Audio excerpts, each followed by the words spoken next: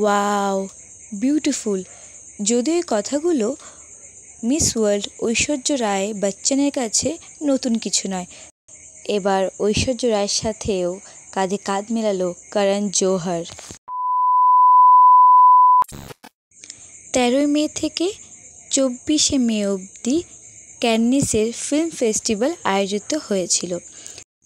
সেখানেও অনেক বড় বড় সেলিব্রিটিদের মধ্যেও নজর কেড়ে নিল মিস ওয়ার্ল্ড বিশ্বসুন্দরী ঐশ্বর্য রায় বচ্চন।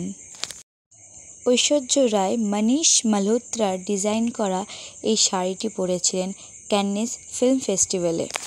বিশ্বসুন্দরী নিজেই এত সুন্দর, তারপরে এই সুন্দর শাড়িটি পরে তাকে দারুণ লাগছে।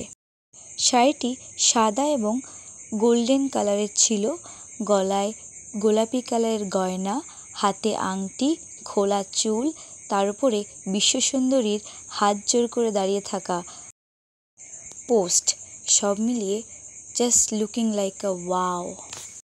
ঐশ্বর্য তার এই নিউ লুকে শুধু তার ভক্তদেরই নয়, অনেক মানুষই মুগ্ধ হয়েছেন।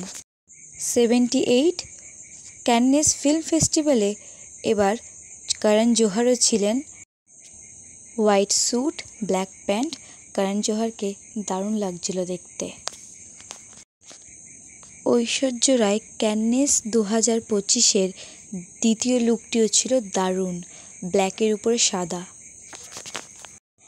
আপনাদের ঐশ্বর্য রায়ের 78 ক্যাননেস ফিল্ম ফেস্টিভ্যালের কোন লুকটি সবথেকে বেশি ভালো লেগেছে কমেন্ট করে জানান। ভিডিওটি যদি ভালো লেগে থাকে please like, comment, share. Thank you for watching.